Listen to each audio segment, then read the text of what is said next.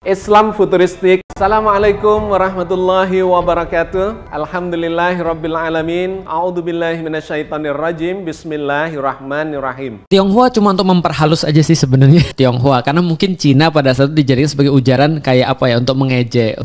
Woi Cina ya gitu. Kayak gitu. Namun diganti Tionghoa supaya lebih apa ya, pelembutan kayak misalnya wanita tunasusila kayak gitu. Gini, kan orang melihatnya mengidentifikasi ini, wah ini kalau ketemu sama-sama Tionghoa, wah CS kita.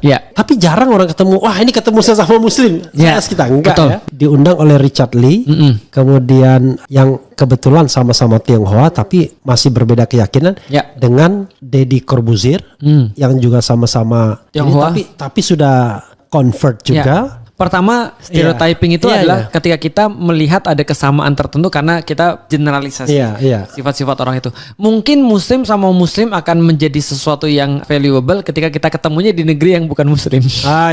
Jadi ada tiba-tiba ada orang kerudungan, itu udah kayak Assalamualaikum langsung. Apalagi ketemunya misalnya di Vatikan gitu misalnya. Jadi kayak gitu misalnya. Jadi tempat yang jarang. Tapi karena kita sudah terlalu banyak ketemu dengan orang-orang Muslim, jadi kita merasa biasa aja. Nah, yang saya rasakan itu lebih tepatnya mungkin saya rephrase menjadi apa yang membuat saya tuh mau untuk diundang mereka.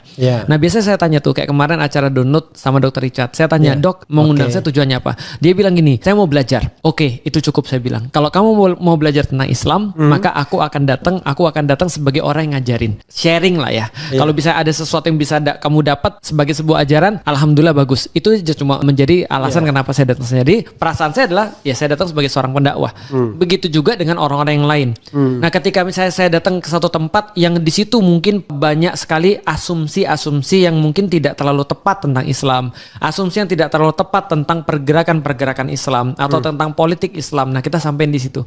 Jadi perasaan saya sebenarnya ya senang. Kenapa senang? Pertama karena kita bisa membuka pintu. Karena yang kita paling khawatirkan itu adalah echo chamber sebenarnya. Algoritma sosial media ini membuat kita merasa bahwa kita itu paling benar. Karena kita akan dikelilingi oleh orang-orang yes men. Semua orang akan mengiyakan kita. Untuk apa saya dakwah sama orang yang sudah ngerti? Untuk apa saya dakwah pada orang yang sudah sholat? Saya dakwah itu pada orang yang belum ngerti, yang masih salah paham tentang sholat, salah paham tentang puasa, atau salah paham tentang Islam. Nah echo chambersnya harus di break. Gimana cara breaking echo chambers ini? Dengan crossover, dengan kemudian kolaborasi. Yang ini kita kejar sih sebenarnya. Alhamdulillah setidaknya ya, kalau dulu orang-orang bilang begini misalnya, wah Felix itu ternyata radikal, tapi radikal kok cuma gini aja, gini doang. Nah ternyata sekarang itu mulai meluas kepada yang lain. Ternyata orang-orang yang selain Islam juga mulai merasa bahwasanya radikal itu sebenarnya cuma anggapan orang doang.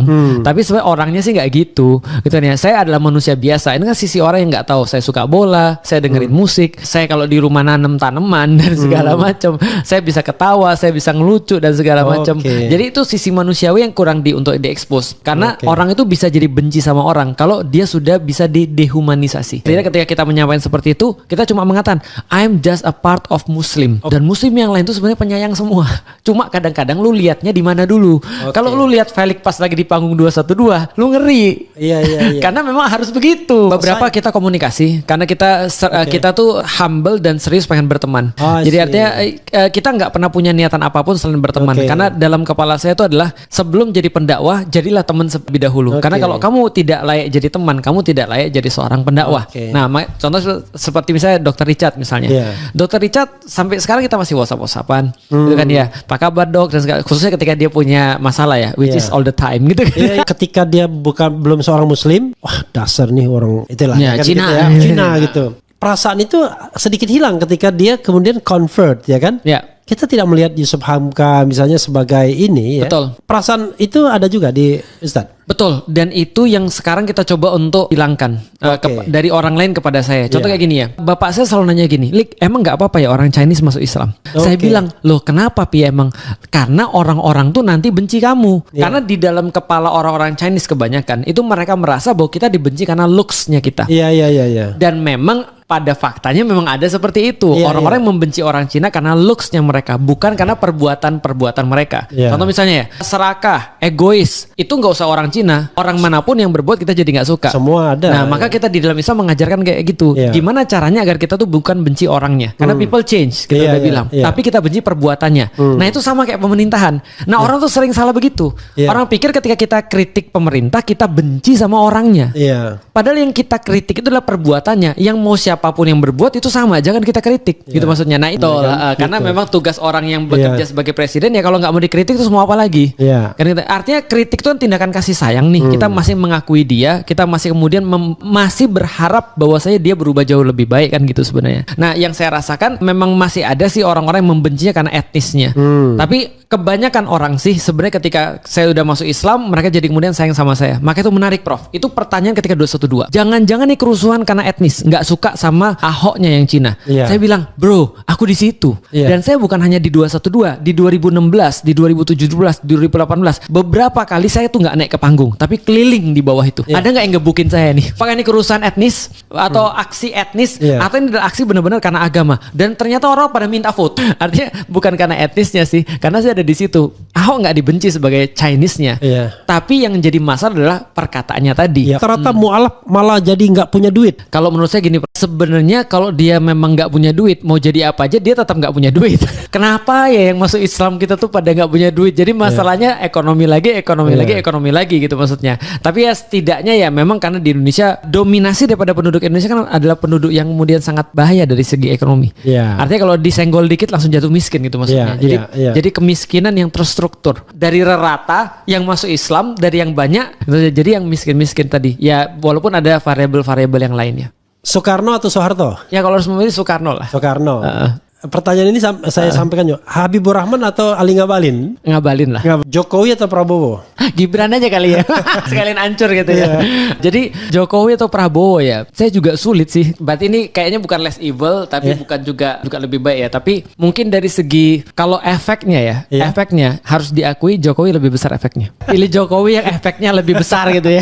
Gibran atau Kaisang? Gimana ya? Mungkin saya bisa jawab ini kalau sudah ketemu dua-duanya ya. Tapi terus terang ketika terjadi kasus MK itu yang membuat saya akhirnya benar-benar ngobrol secara terbuka. Menurut saya ini sudah kelewat batas sekali, benar-benar kelewat batas. Jadi artinya kalau misalnya enough is enough, karena Gibran itu termasuk salah satu orang yang saya ngomong secara terbuka, namanya langsung. Berarti Gibran itu game changer sih bagi saya sih. Karena membuat akhirnya harusnya ya semua orang sadar bahwa Indonesia itu tidak ada demokrasi sebenarnya. Indonesia itu nggak ada demokrasi, Indonesia itu tidak ada keadilan. Harusnya ya. Anies atau Ridwan Kamil? Anies atau Ridwan Kamil? Saya lebih melihat Anies ya. Kalau itu agak mudah sih jawabnya. Agak mudah ya. Pancasila atau Al-Quran? Nah itu bukan pertanyaan itu bukan pertanyaan, bukan apple to apple. Gak apple to apple. Iya betul. Itu sama aja kayak nanya gini, rajin menabung atau tidak sombong gitu kan? Iya. Gitu. Dua-duanya perlu tapi beda makom. Beda genre. Artinya kalau kita bicara, jadi gini, saya sering dituduh saya menolak Pancasila. Saya balik bertanya sama orangnya, gimana caranya menolak Pancasila? Ada nggak caranya? Saya sampai sekarang berusaha untuk mencari cara menolak Pancasila dan saya belum dapat. Dan boleh nggak saya bilang pernyataan yang keras, itu orang bodoh bilang menolak Pancasila. Gimana kita menolak ketuhanan yang Maha Esa, menolak kemanusiaan, menolak persatuan, menolak kerakyatan, keadilan. Itu sama aja kayak ada orang tuh ngomong gini nih, nah nanti kalau pas kamu merantau, ya kamu jangan terlalu banyak percaya orang lain. Hati-hati ketika kamu lagi ngobrol. Duit dihemat ya, jangan lupa sholat. Terus gimana cara saya menolak nasihat bapak pada anaknya? Kan gitu kan, ya nasihat nggak mungkin yang buruk kan? Gitu maksudnya. Ya nggak ada masalah dengan Pancasila. Masalahnya ada kelakuan rezim yang kemudian mengatasnamakan Pancasila merepresi orang kan? Atau mengatasnamakan Al-Quran demi berbuat sesuatu yang salah. Itu jadi semuanya sama. Ustadz udah terlalu zalim saya membuat Ustadz saya sengaja tadi ya. Iya. Itu pertanyaan paling sulit selama tadi kita podcast. Tadi Jokowi, Gibran, itu paling sulit. Tapi sekali lagi jangan sampai orang berpikir kita tuh nggak suka sama orang ya. Artinya kita selalu konsisten, orang manapun kita nggak boleh nggak suka. Yang kita selalu untuk konsisten adalah kita konsisten pada nilai atau value. Iya, nilai. Makanya saya bilang kan, sudah saya bilang, kalau Anies itu berkolaborasi dengan penguasa ya, gini. Oh, ada satu pertanyaan lagi. Boleh. Pertanyaan. Gini, ini dilema saya dan saya mengatakan bukan dilema sesungguhnya. Sebagai orang hukum tata negara saya paham betul bahwa orang yang sudah dipilih kemudian itu berhak dilantik dan berhak dan sah. Ya, sah. Sebagai pemimpin kita. Benar. Terlepas apapun yang menjadi prosesnya. Iya. Tapi masalahnya adalah ada nggak ruang yang sifatnya personal, private, yang sedikit dipublikkan, di-spill ke publik. Saya mengatakan misalnya dalam satu kesempatan mengatakan haram hukumnya kita mengendorse itu, mengakui pemimpin yang memperoleh kekuasaan dengan cara curang. Saya di challenge, ada nggak yang salah dengan pernyataan saya itu? Dari sudut pandang agama? Dari sudut pandang saya yang sifatnya vertikal. Kan saya bilang keyakinan saya. Saya tidak lagi bicara konsep hukum tata negara, saya bicara tentang keyakinan. Konsep vertikal. Kalau gitu kita coba untuk exercise ya. Namanya ini exercise pemikiran. Menurut agama Islam, kalau pernikahannya nggak sah, itu anaknya nggak sah. Artinya walinya ini akan kehilangan hak untuk menjadi wali bagi anaknya. Orang tuanya akan kehilangan hak untuk menjadi wali bagi anaknya karena aktivitas yang nggak sah. Makanya di dalam ibadah, di dalam Islam tuh ada yang namanya batil. Tapi bayinya nggak berdosa kira-kira. Bayinya nggak berdosa, betul. Nah artinya ada yang namanya batil di dalam agama Islam. Ketika syarat-syaratnya tidak terpenuhi, maka kemudian menjadi tidak sah. Jadi tidak sah ini kan menjadi tergantung dengan syarat-syaratnya. Tadi sebenarnya dalam hukum tata negara kita nggak tahu, tapi dalam keyakinan kalau andaikan ini diperoleh melalui cara yang kemudian curang atau cara yang kemudian tidak seharusnya, maka wajar-wajar aja saya pikir ketika orang berkeyakinan seperti itu. Nah kecuali kalau memang menurut orang yang lain, bagi saya tidak, bagi saya sah. Kenapa? Karena tidak ada memerlukan requirement itu misalnya. Apapun yang terjadi itu, kalau saya tuh lebih berpikir gini, kalau kita punya rumah kebakaran, maka kalau saya lebih memilih untuk tidak memperhatikan penyebab kebakarannya. Tapi secara manajemen resiko saya akan tanya, what's left? Apa yang tersisa? Kita mulai dari situ. Apa yang tersisa dari Indonesia? Kita mulai dari situ. Apa yang tersisa dari proses pilpres kemarin? Apa yang tersisa dari proses pilpres kemarin, setidaknya kita jadi tahu bahwasanya orang tidak cukup hanya pintar, tidak cukup hanya jujur. Ya, tetapi apa yang tersisa bagi kita untuk move on, untuk moving forward dengan kekuasaan yang sekarang ada? Ada banyak yang sebenarnya perlu kita lakukan. Kalau saya selalu bilang sama orang-orang begini, saya tidak pernah berharap pada satu proses yang ujung-ujungnya kita sudah ketahui seperti apa. Jadi kalau seandainya ada, jadi gini, Andrew Tate tuh pernah bilang gini, kalau ada satu game main basket di jalanan, siapa yang menang 1 lawan 1, saya kasih duit $50,000. Tapi nggak ada wasitnya di situ. Berapa persen chance orang berbuat curang? 99%. Kalau nggak 100%, 99% kan itu kan ya, orang berbuat curang. Bayangkan, ini bukan permainan basket yang menangnya dapat 50.000 loh, tapi ini dapatnya nggak tahu berapa nih, gitu kan ya. Mungkin nggak orang nggak berbuat curang untuk mendapatkan itu. Kalau dia nggak curang malah dia bodoh, karena wasitnya nggak ada. Ini maksudnya wasitnya literally nggak ada. Nah, saya nggak tertarik untuk main di game orang lain. Maka yang saya tertarik adalah what's left. Bagi saya yang tertinggal adalah umat ini. Umat ini masih bisa diperbaiki dan akan selalu bisa diperbaiki. Maka kita fokus ke umat. Selalu ada konsep Islam kaitkan antara umaro dan ulama, ustadz, ulama dan kemudian society. Kan selalu relate itu kan? Sangat relate sekali. Cuman kita tahu masa ini dipotong ininya. Nah, cuman kita tahu dalam sepanjang hampir seluruh kisah Nabi itu adalah nabi-nabi ketika mereka berjuang, mereka melawannya umaro. Hanya ada nabi yang nggak lawan umaro, siapa misalnya? Nabi Daud dan Nabi Sulaiman, karena mereka umaronya. Ya, atau Nabi Nuh. Atau Nabi Nuh. Nabi Nuh lawan status quo. Nabi Musa lawan status quo. Nabi Muhammad lawan status quo. Artinya kenapa? Balik lagi, karena paling mudah untuk korup adalah orang yang punya kekuasaan. Maka wajar ketika orang punya kekuasaan dan dia tidak punya kebenaran, dia menjadi korup. Karena itulah kalau saya secara pribadi, bukan kita tidak memperhatikan penguasa, tapi penguasa sudah melakukan tugasnya mereka. Dan kalau mereka sudah memilih narasinya seperti ini, maka yang bisa kita sadarkan adalah umat. Kita boleh nggak sih pergi ke istana? Kalau bagian saya, kalau saya meyakini tidak. Artinya kalau diundang ke istana, Ustadz pasti akan tolak. Apalagi jabatannya. Apalagi. Kenapa? Karena tugas kita adalah menyampaikan sesuatu yang benar. Yang terjadi harusnya adalah penguasa yang datang ke ulama. Karena kalau ulama yang datang ke penguasa, orang pasti zon. Orang pasti akan berpikir, kenapa lu datang ke sana? Bukankah kemudian kamu harusnya yang didatengin? Kalau kamu datang, apa yang mereka punya? Ada sesuatu yang mereka punya. Walaupun tidak digebiah uyah ya, tidak dipatok harus seperti itu. Tapi kalau ini kan keyakinan ya, balik lagi. Karena saya enggak. Artinya apa? Ulama itu yang didatengin. Ngomong-ngomong, emang saya ulama? Enggak juga sih. Ulama itu didatengin gitu kan ya.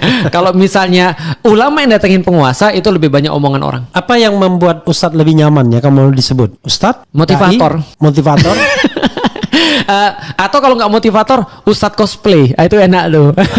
Karena kita berusaha menjadi Ustadz, pura-pura menjadi Ustadz, itu lebih enak tuh. Ustadz ya, artinya sampai kapanpun Ustadz tidak mau dipanggil ke istana. Atau karena rezim ini aja? Sampai kapanpun tidak boleh harusnya. Itu biar objektif ya. Harusnya tidak boleh. Kalau misalnya didatangi? Kalau misalnya didatangi tentu tidak ada masalah. Justru itu yang menjadi adabnya. Atau kalau enggak, datangnya di tempat netral. Let's say kalau yang datang itu misalnya penguasa yang Ustadz anggap zalim, misalnya yang korup, yang kemudian nepotistik dan lain sebagainya. Jangankan korup, yang datang ke tempat saya itu ada yang murtad, ada yang berzina, ada yang melakukan segala macam. Justru karena itulah kita harus membuka pintu kita pada semua orang. Karena kenapa? Kalau kita memang benar-benar mensiarkan agama, kita harus siap untuk menerima siapapun. Yang perlu kita tuh bukan orang baik.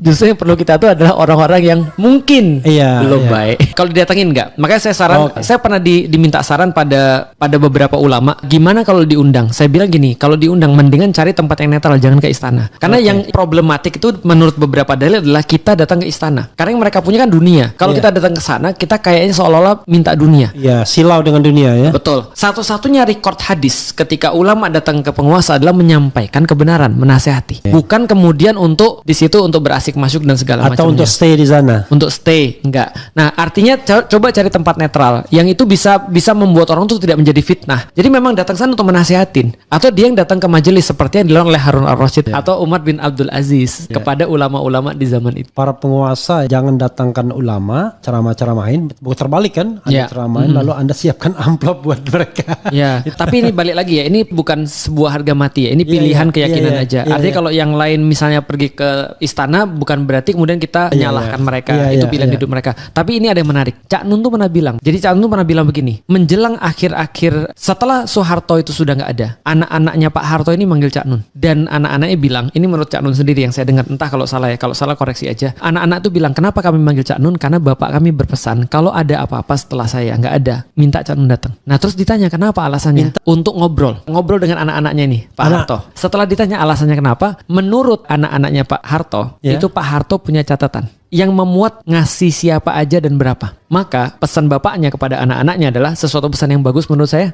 Jangan pernah percaya orang yang punya kepentingan. Jika orang-orang lain ngeritik saya, begitu kemudian saya minta mereka datang dan saya kasih uangnya ada catatannya, mereka diam. Tapi Cak Nun kritik saya, nggak ada kepentingan. Itu yang kemudian membuat kemudian Pak Harto minta anak-anak untuk nyari Cak Nun. Maka bisa nggak sih kita menjaga integritas itu? Jangan sampai ada konflik of interest. Ketika kita menyekolahkan anak-anak kita aja, setelah kemudian anak itu sudah selesai keluar daripada sekolah, kita baru ngasih hadiah buat gurunya sebagai rasa terima kasih. Bukan ketika dia lagi ngajar kepada anak-anak kita. Karena khawatir konflik of interest. Hati nggak ada yang tahu. Nah inilah perlunya kemudian hukum Islam kan gitu kan ya. Islam mengatur betul soalan itu. Itu sih sebenarnya. Jangan pernah untuk merasa bahwasanya semua itu sia-sia. Karena yang dilihat di dalam Islam itu adalah proses bukan hasil. Hasil itu bonus aja. Sedangkan yang Allah perintahkan pada kita cuma menjalani prosesnya. Dan jangan lupa menjalani prosesnya dengan happy. Semoga Allah senantiasa menuntun kita di jalan yang diridhoinya. Amin amin ya rabbal alamin. Aku qouli hadza astaghfirullah li wa lakum. Wassalamualaikum warahmatullahi wabarakatuh. Terima kasih.